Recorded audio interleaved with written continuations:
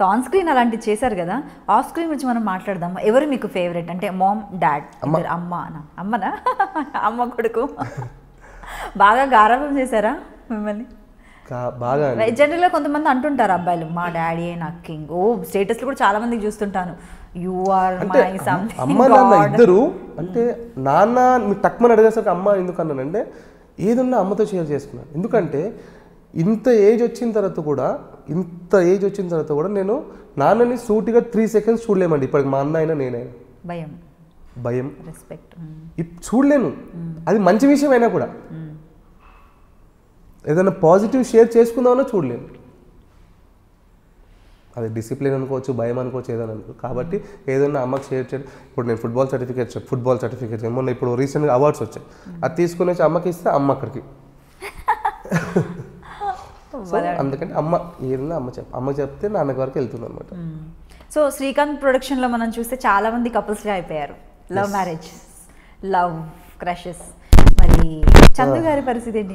అంటే కాదు, నేను క్వశ్చన్ చెప్తుంటేనే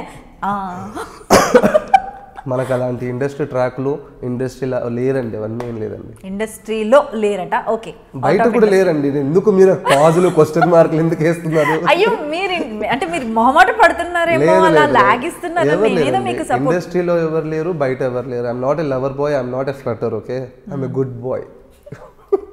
వేసుకోవాలి మీరే, ఐఎమ్ ఎ గుడ్ బాయ్. అలాంటి అంటే లవ్ ట్రాక్లు ఉన్నోళ్ళు, లవ్ మ్యారేజ్ చేసుకున్న వాళ్ళు, లవ్లు ఉన్నోళ్ళు అందరూ బ్యాడ్ అన్నట్ట అండి? బ్యాడ్ వాళ్ళు అంటే డైవర్ట్ ఎందుకు అవ్వాలండి? ఇప్పుడున్న స్ట్రగుల్స్ చెప్పాను, మళ్ళీ అదొక ట్రాక్ ఒకటి ఎందుకు? వాళ్ళు వచ్చిన అమ్మాయి మళ్ళీ ఒకటి అనడం, ఈ సీరియల్ చేస్తున్నావు, ఆ సీరియల్ చేయట్లేదు, మూవీ చేయట్లేదు, ఇది చేయట్లేదు, అది చేయలేదు, అదంతా వద్దనేసి.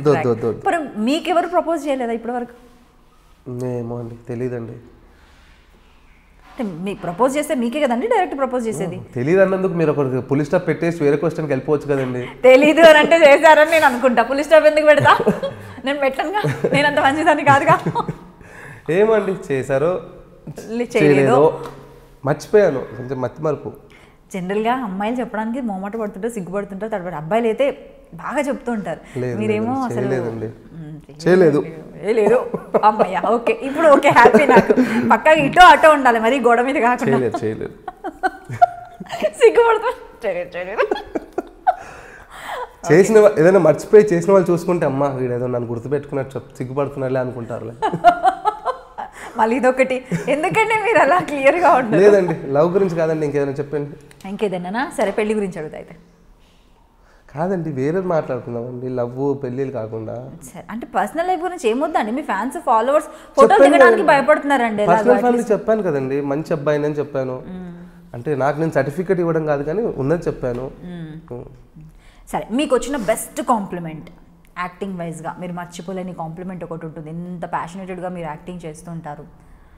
చెప్పాను కదండి, బెస్ట్ కాంప్లిమెంట్ విలన్గా ప్రూవ్ చేసుకున్నాను. విలన్గా ప్రూవ్ చేసుకుంది నాకెలా తెలిసిందంటే, ఫంక్షన్కి ఆపేశారు కదా నన్ను. ఎందుకు ఆపారంటే అది బెస్ట్ కాంప్లిమెంట్ కింద కూడా తీసుకోవచ్చు.